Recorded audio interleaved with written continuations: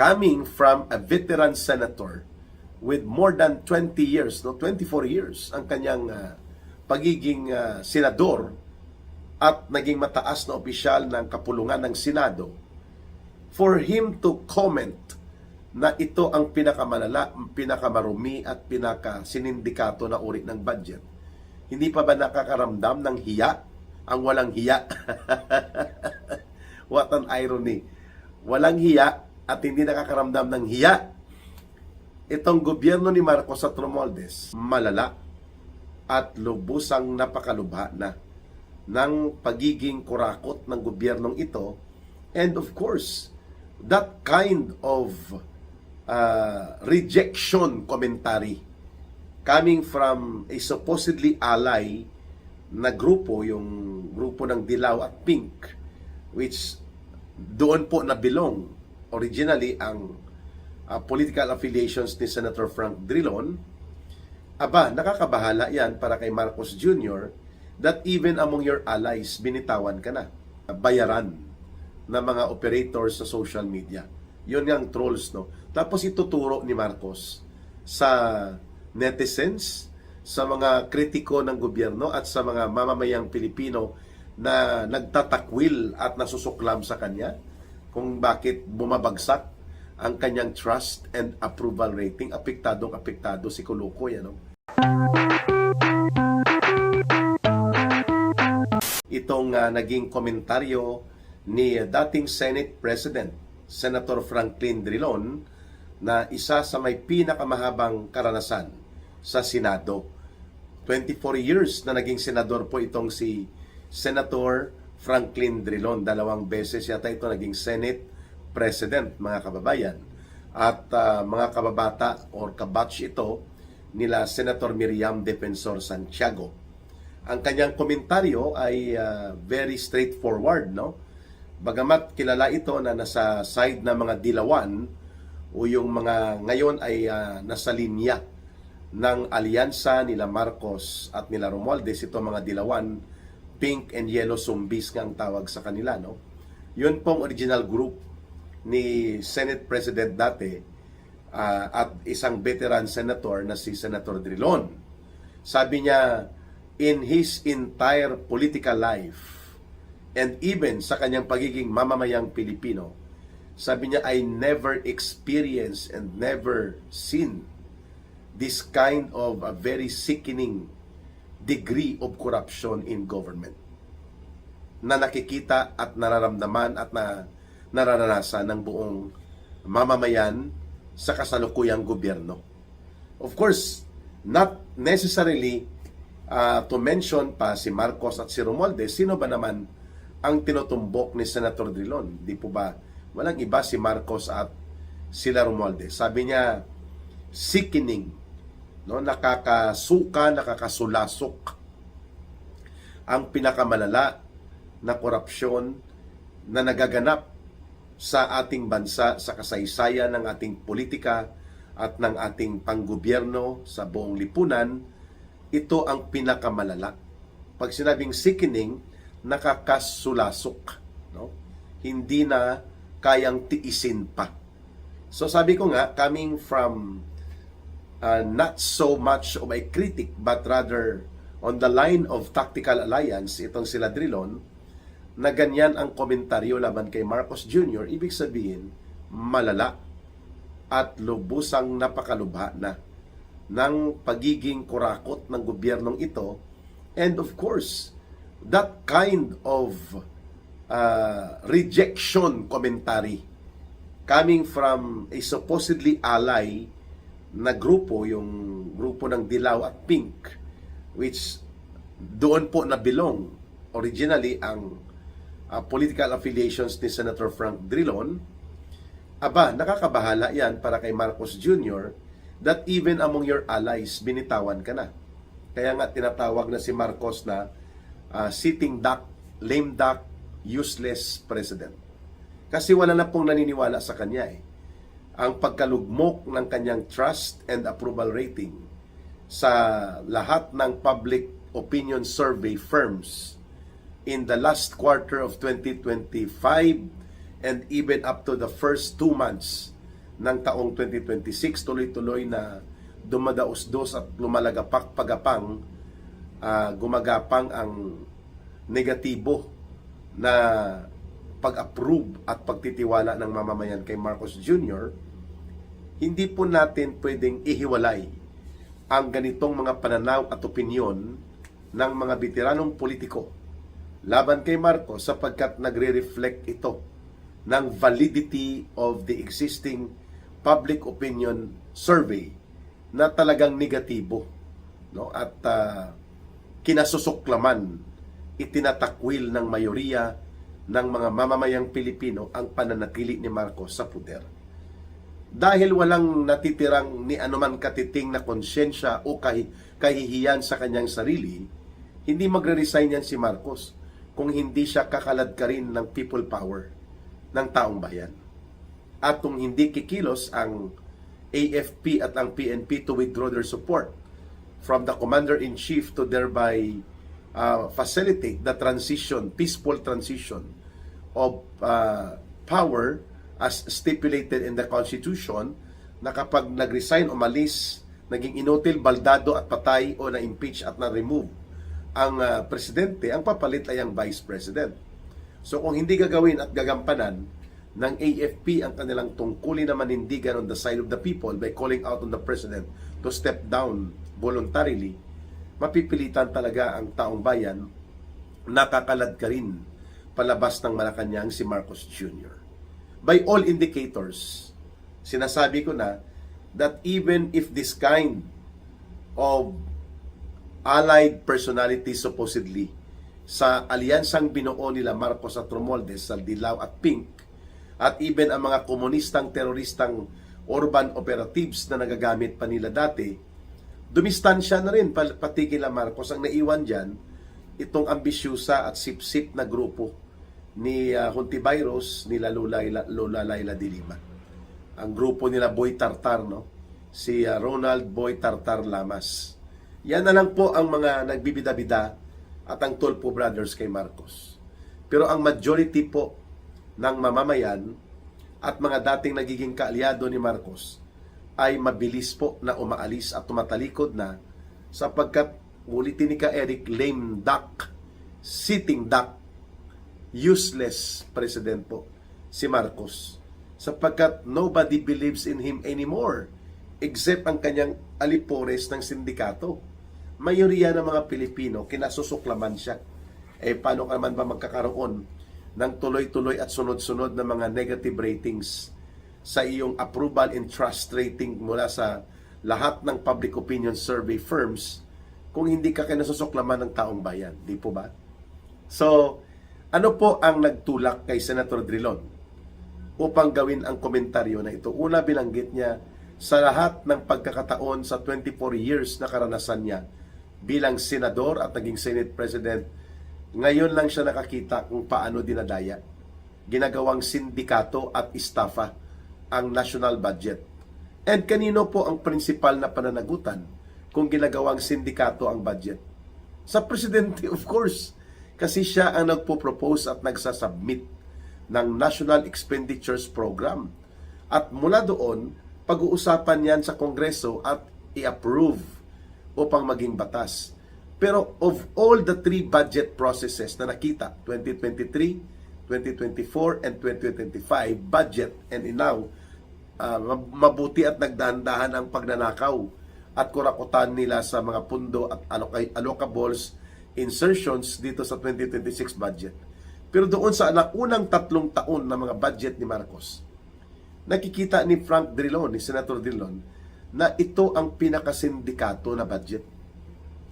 Coming from a veteran senator with more than 20 years, 24 years, ang kanyang pagiging senador at naging mataas na opisyal ng kapulungan ng Senado, for him to comment na ito ang pinakamalala, pinakamarumi at pinakasinindikato na uri ng budget, hindi pa ba nakakaramdam ng hiya? Ang walang hiya.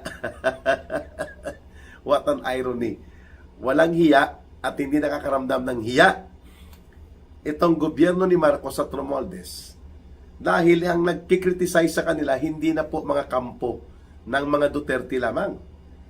Cutting across political boundaries, nagsalita po si Senador Drilon tungkol sa pagiging sindikato ng budget. Cutting all beyond boundaries of political organizations. Nagsalita pati si Congressman Igay Erese at siya mismo ay nandidiri sa uri ng pagkakasangkot nila Marcos Jr. at nila Romualdez dito sa sindikatuhan ng korupsyon at pandarambong, the way Congressman Igay Erese of Caloocan describe it nang makita niya ang ilang mga nilalaman ng tinatawag na Adrian Bersamin Files. Itong si dating Undersecretary ni Marcos na naging bagman, runner, operator niya sa pangungulimbat at pangungulikta ng kaban ng bayan ay nagkaroon po ng pagbubunyag at pagpapakita ng mga ebidensya. Kaya tinawag ni Senator Drilon sickening, nakakasulasok ang uri ng antas at kawalanghiyaan sa pangurakot at pangungulimbat ng pundo ng bayan na ginagawa nila Marcos at Romualdez. So, mayroon na namang magaganap na Trillion March, no? Sa ika-40 years of commemoration ng pagkakaroon ng People Power of 1986 na nagresulta sa pagpapalaya sa poder kina Marcos Jr. kasamang tatay niyang diktador na isinuka ng kasaysayan at pinalayas ng mamamayan. Mukhang doon din papunta ang kahihinatnan ng nabubulok at naaagnas na gobyernong ito ni Marcos Jr. kasama ang kanyang pinsan na mastermind din sa kurakutan. Kagaya niya, ginamit ang Kongreso na poder upang katayin at gawin nilang sindikato ang budget ng buong bansa para manakaw nila at madurobo ang trillions of pesos. Kaya tinagarian niya na Trillion Peso March or the Trillion March or the Trillion Peso March. Kaya we are appreciative, no? Kinikilala natin ang naging pagpapahayag na ginawa ni Senator Drilon sapagkat nagpapakita na hindi lamang sa hanay ng mga Duterte opposition group and political opposition and critics of the Marcos government nanggagaling po ang ganito kaanghang at katalas na mga pagbubunyag ng saloobin kagaya ng ginawa ni Senator Frank Drilon na sinabi niya, I never experienced this kind ng napakalubha na uri ng pagnanakaw na nagaganap sa gobyerno in his entire political life, mga kababayan. So hindi ba nakakaramdam ng pagkakaroon ng tinatawag na conscience check ang iba pang mga miyembro ng gabinete ni Marcos and of course ng iba pang institutions of government like the AFP, the PNP. Hindi ba kayo nakakaramdam kung gaano kabigat yung ganong pagbubunyag, matalas at direktang sinabi ni Senator Drilon na pinakamalala ang korupsyon na nagaganap sa gobyerno ni Marcos in the entire history ng Philippine politics and Philippine governmental development. Ito lang pinakamalala na gobyerno in terms ng pagnanakaw at pangungulimbat. And yet, patay mali siya at walang pakialam ang AFP at PNP sa ganitong uri ng mga malalalim at malulubha na pagbubunyag sa kalawakan o pagiging malawak ng pagkakasangkot nila Marcos at Romualdez dito sa pagnanakaw sa kaban ng bayan. No? Parang baliwala na lang, no? Parang it's okay to be robbed by your own government. Parang ganon po ang mga nararamdaman at nakikita ng taong bayan na uri ng reaksyon ng supposedly ay mga gatekeepers and protectors of democracy and the democratic interest of the people. Wala na po ito. So no choice ang taong bayan kundi magsama-sama, kumilos at sumandig sa sariling lakas upang mapalayas ng mapayapa at hindi madugo at hindi marahas itong gobyerno na nabubulok ni Marcos Jr. Mabilis lang yan kapag nagdeklara ang AFP at ang PNP ng kanilang withdrawal of support and recognition to the Commander-in-Chief. Technically, wala nang armadong puwersa si Marcos. Hindi na siya makakapagkumpas pa at makakapamuno ng gobyerno dahil wala na siyang sandatahang lakas na pwedeng maging sandigan at haligi ng kanyang panggobyerno kung sakali po na magdedesisyon ang AFP at ang PNP na talikuran at huwag kilalanin ang bulok na otoridad ni Marcos bilang Commander-in-Chief. Thereby, mapipilitan pong mag-resign si Marcos at sila Romualdez ay lalayas po yan. Pero, hindi natin papayagan yon na hindi sila mahuhuli, hindi sila makakasuhan, na hindi sila mapapakulong at mapaparusahan. Yan dapat ay bahagi ng ating transformation and reform of the government habang tayo ay nakikibaka na matapos na mapatigil na po ang pinakabulok at magnanakaw na gobyernong ito sa kanilang pagsasamantala sa pondo at kaban ng ating buong gobyerno. Wow, Senator Drilon, first time namin ito na ma-appreciate ang iyong pahayag, no? And dinagdagan pa niya, no? Ang budget, hindi po yan aandar kung hindi yan pipirmahan ng presidente. So kung sindikato ang budget, imposibleng hindi yan nakita ng presidente para hindi niya busisiin. May mga tao siya na nasa cabinet niya like Budget Secretary Pangandaman, si Ralph Recto dati na Finance Secretary, si Lucas Bersamin. Pero bakit hindi pinusisi ni Marcos na parang gustong palabasin ng kanyang mga special agent like Ping Lacson and Tito Soto na nalusutan lang si Marcos?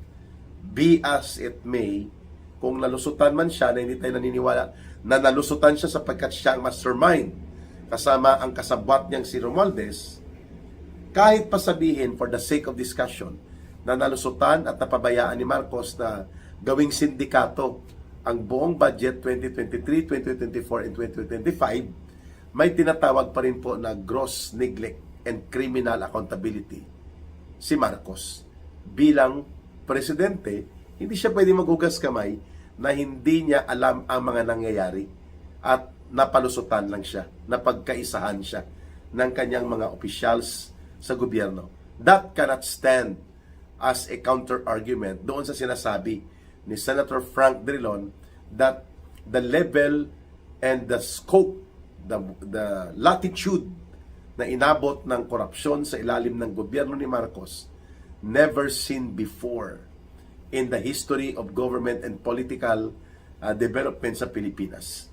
And this is yung sinasabi nga, pinakamalala, pinakamalubha, the greatest robbery of the government by the government against its own people. So kung nagsasalita na po ang isang kagaya ni Senator Drilon at bumabaliktad na at naglalantad ng kanyang inner direct knowledge into the syndicate of Marcos and Romualdez, itong si former Undersecretary Adrian Bersamin, ano pa po ba ang hindi natin na ilalahad upang hindi magkaisa at lumakas ang pag-unawa at pagpaninindigan ng mamamayang Pilipino para singilin, papanagutin at parusahan itong sila Marcos at Romualdez.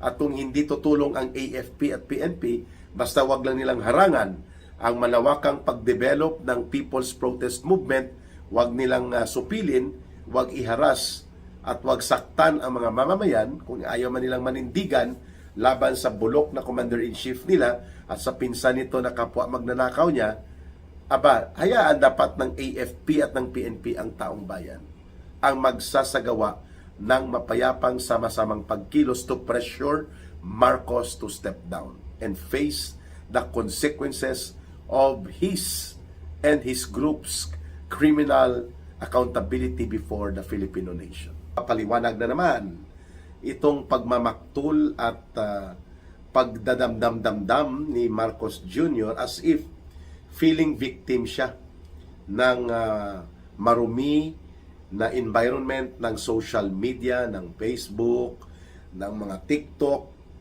ng mga Reels, kung kaya bad trip na bad trip siya kung bakit bagsak na bagsak sa lahat halos ng public opinion survey ang kanyang trust and approval rating.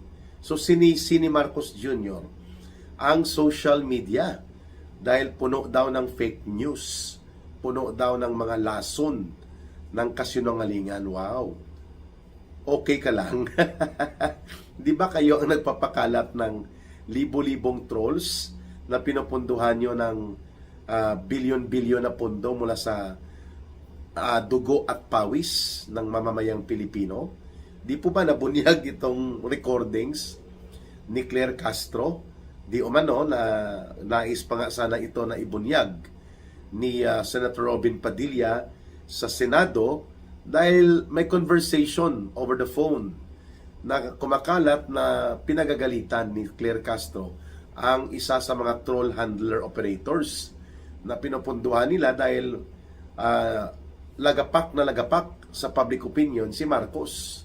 So di po ba inamin din ni Marcos noong 2022 pa nagme-maintain na siya ng mga trolls. Pag sinabing trolls, walang utak po ito. Ang gawain nito ay magpakalat ng basura. Fake news, kalokohan, katarantaduhan, at kabastusan at kabalbalan sa internet.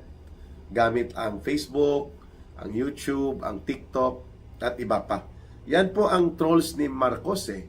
May mga vloggers pa nga yan na pinupunduan, ano? Mga kababayan, at nagre-recruit yan ng mga tinatawag na bayaran na mga operators sa social media. Yun ang trolls, no? Tapos ituturo ni Marcos sa netizens, sa mga kritiko ng gobyerno at sa mga mamamayang Pilipino na nagtatakwil at nasusuklam sa kanya kung bakit bumabagsak ang kanyang trust and approval rating. Apektadong-apektado si Kulukoy, ano? Mga kababayan, kita nyo naman kung gaano ka-stress itong Kulukoy na si Marcos Jr. No? Biglang bumagsak ang kanyang pangangatawan, nangayayat, at kitang-kita naman na may iniinda o may pinagdadaanan na seryoso o critical illness. Ayaw lang aminin dahil nga natatakot na matatanggal sa kapangyarihan at mapapalitan siya ng isa na namang Duterte sa pamunuan.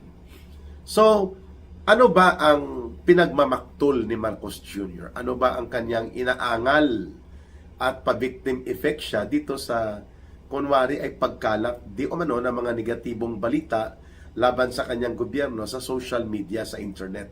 Aba, disisihin niya ang sarili niya kung bakit siya sinusuka at itinatakwil ng taong bayan. Kasi hanggang ngayon, hindi pa rin niya inaamin na kahit booking na ang lahat ng ebidensya at dugtungang kriminal ng mga nangyari sa pangungulimbat at pandurubo sa kabanang bayan, lalo na ang 1.4 trillion pesos na pondo na ninakaw sa flood control projects na ito.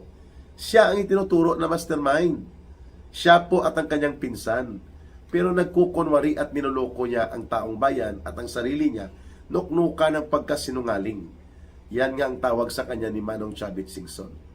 Nuknuka ng pagkasinungaling sapagkat iba ang kanyang mga sinasabi kung may mikropono at may mga telebisyon na nagsusubaybay sa kanyang mga pananalita, pero sa likod nito, iba din ang ginagawa pagkatapos.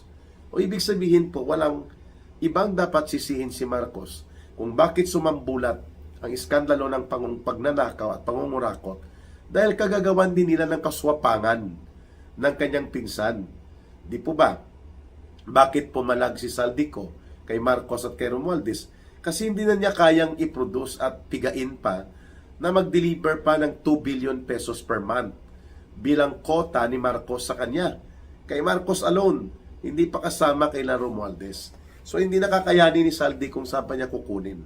Kaya nga nagdisenyo sila noon na pagkatapos nilang katayin at gawing sindikato ang budget, ay maghahanap si Saldico at mga sindikato na grupo nila ng contractors na magka-cash advance upang doon ibagsak ang nanakawin ng mga pera sapagkat madidelay ang process of payment niyan dahil may government procurement mechanism and may mga standards pa na susundan para hindi halata na hinigop ng pundo ika-cash advance sa mga kontraktor. Yan ang ginawa din ni Sandro Marcos. Yan din ang ginawa nila Romualdez kung bakit may mga ledger at may mga listahan ng mga pangalan ng kongresista at mga politiko at opisyal ng gobyerno sa kay Yuse Cabral. Ganon din po sa files ni ng mag-asawang Diskaya at even kay Saldico, mayroon siyang mga listahan kung sino-sino ang nasasangkot at nilalapitan nila para makapagpiga ng pondo para yung sugapa at suwapang na uri ng panggobyerno ni Marcos at Romualdez matustusan. Mantakin mo 2 billion pesos per month ang kota kay Saldico at hindi pa kontento. Piniga at tinulak si Saldico over the edge na maghanap ng insertions na aabot ng 100 billion pesos at ipa-cash advance ang 25 billion pesos bilang kanyang kotong.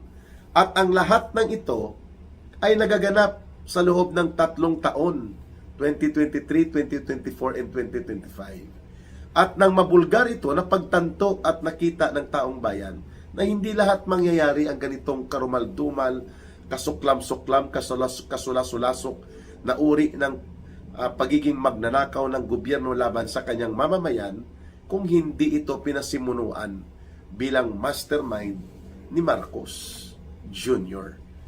So walang ibang sisisihin. Si Marcos, not the netizens, not the social media platforms, but himself sa kanyang pagiging gahaman niya, ng asawa niya, ng anak niya, na nasasangkot, pati pinsan niya itong lalo ng pinsan niyang tambaluslos, na nasasangkot sa malawakang pandurubo at pagnanakaw sa isang sistematiko at malubha, organisado na uri ng korupsyon at pandarambong. That is the reason kung bakit nagagalit ang mayoriya ng mamamayang Pilipino. Itinatakwil at kinasusuklaman nila si Marcos Jr. Because Marcos Jr. is the real mastermind and criminal operator ng malakihan at napakalubha na nakawa na naganap sa gobyerno sa kasaysayan ng politika sa Pilipinas. And Marcos can never fool the people again. Hindi na niya mabubudol at maluloko ang taong bayan dahil nagkakaroon ng kaalaman at mga pagkamulat ang mamamayan sa mga nagaganap na ito sa pamamagitan ng social media, sa pamamagitan po ng sariling karanasan nila. Kaya pinagdidiskitahan ni Marcos ang mga mabilisan at malaganap na mga pag-share ng mga informasyon sa internet, sa Facebook, sa Messenger, sapagkat mabilis po na naipapakalat ang mga pagbubunyag laban sa kanila na nagpapalakas din ng pagkakaroon ng focus na singilin at papanagutin si Marcos at si Romualdez sa kanilang karumaldumal na krimen ng pandarambong sa mamamayang Pilipino. Pangalawa, itong pagmamaktol-maktol ni Marcos. Kasi nga may kumalat na mga videos na nagdudurog siya ng droga, di umano, at nakikipaglambutsingan sa isang male prostitute na in-interview ng isang vlogger sa Amerika, yung nagsiwalat nito na naging kliyente niya si Marcos at ang asawa nito sa mga group sex scandal sa Amerika. So kumalat po ang ganito sa social media. O bakit ka magagalit sa internet, sa social media? Ikaw din ang dapat magpaliwanag niyan. Bakit hindi mo habulin si Dane Chase, si Maharlika, upang sampahan ng kaso kung totoong wala silang hawak na ebidensya hinggil dito sa sinasabi nilang pag-i-expose sa iyong perverted sexual life, pagdudurog sa droga sa abroad, lalo na kahit presidente ka na. If these people like Miss Maharlika and Dane Chase are not on the side of truth and they are only doing manufactured propaganda, fake instigation of the people through fake materials, why not file cases against them so that they will be given the time to prove their case against you in proper court forum? Pero hindi. Ang pinagdiskitahan ni Marcos ay ang pagkagalit niya na mabilis daw na kumakalat sa internet, sa social media, ang mga lason ng kasinungalingan na tawag niya. Ikaw mismo ang pinakasentro ng lason ng kasinungalingan, hindi ang mamamayang Pilipino. Na the only way for them, sa mamamayang Pilipino, na maka-access ng impormasyon ay ang free access sa social media. Parang sinasabi mo na rin na yung galit-galitan at paghuhuramintado halos ni Rapi Tulfo sa Senado laban dito sa mga country representatives ng Facebook, ng Google at ng TikTok. So the way you are now, Marcos Jr., attacking the social media and its platform, lumalabas na parang ikaw din ang nagturo at nagtulak kay Rapi Tulfo na pumapil sa Senado upang mahiyain, atakihin at i-intimidate at i-bully ang mga representante ng Facebook, ng YouTube at ng TikTok dahil galit na galit ka na hindi ka nila pinoprotektahan. Bakit nila gagawin yun?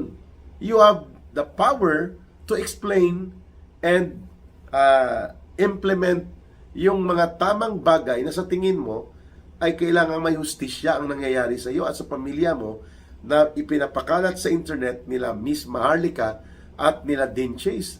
Why are you not doing appropriate legal action instead na magmaktol ka, magmarites ka parang kagaya ni Claire Castro na pinagdidiskitahan ninyo ang social media? Kung kaya ganyan ang reaksyon ni Marcos Jr., siguro ang tanong ng taong bayan, baka totoo ang mga ini-expose nila Maharlika at Dean Chase, bakit hindi niya masagot at may paliwanag ito? You see? So kanino po nanggaling ang issue ng corruption, ng pandarambong ninyo, yung pangangatay sa budget? Hindi po yan sa netizen, hindi po yan sa social media. Kayo may kagagawan yan. Sumambulat at sumabog sa pagmumuka ninyong swapang at buaya ang pagkagahaman nyo. Dahil lumantad si Saldico, lumantad ang mga Diskaya, lumantad ang iba pang mga sindikato ninyo sa DPWH, like sila Yusek Cabral at Yusek Bernardo, and now, pati ang bagman runner ni Marcos, na nagngangalang Yusek Adrian Bersamin, dating undersecretary ito, ay nagkaroon na rin po ng realization na hindi na tama at tugma sa tamang pamumuno ng isang gobyerno ang ginagawa ni Marcos Jr. at isiniwalat niya na totoo na may nangyaring pagtanggap ng mga deliveries by the hundreds of billions of pesos in the last 3 years.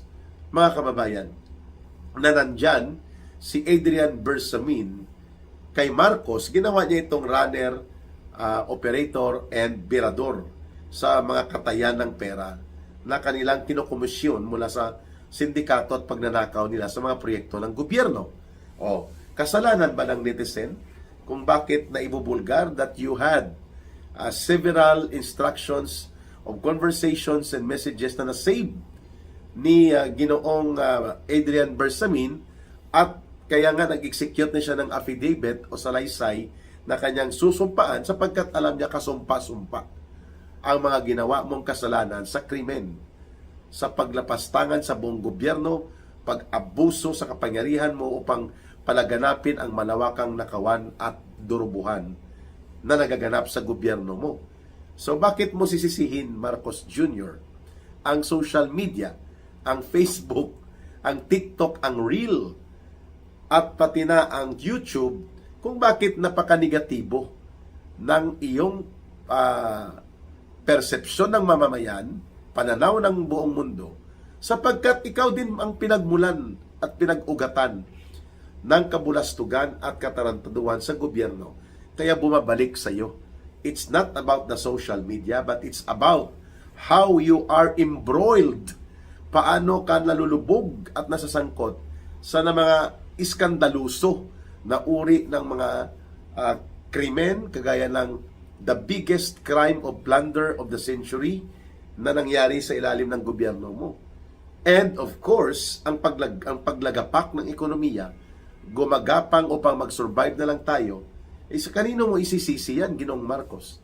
Yan ang dahilan kung bakit tuloy-tuloy na lumalagapak at dumadaos-dos at gumagapang ang trust and approval rating ni Marcos Jr. sapagkat nabibisto at nabubulgar ng mamamayang Pilipino ang uri ng gobyerno niya bilang sindikato. Lalo pa ngayon na mayroong lalabas at ilalantad na Adrian Bersamin files at mukhang tatamaan dito ng malakas na pagyanig si Marcos Jr. kung bakit damage control na sila ngayon upang lamang mapigilan ang napakalaking impact ng pagkukumpirma ni dating Undersecretary Adrian Bersamin kung paano po kumubra si Marcos ng limpak-limpak na mga pera, bilyon-bilyon na ang nagdi-deliver grupo nila Saldico, mga deliveries mula sa Bureau of Customs na negosyo at iba pang kasindikatuhan sa gobyerno. Si Adrian Bersamin po ang isa sa mga bagman at liaison runner na ginamit ni Marcos para may cut out sa kanilang pagnanakaw. And now, sisisihin ni Marcos Jr. ang mga netizens, ang social media, kung bakit lumagapak siya sa mga survey na ito. At ang halos lahat ng survey firm ay nagkakaisa na talagang lugmok na lugmok ang bansa dahil sa kinasasangkutan na samot-saring issue at iskandalo ni Marcos at nila Romualdez. So it's not about the platform of YouTube or Facebook. It's about what you have done against the interest of the Filipino people by destroying your own government and your own country.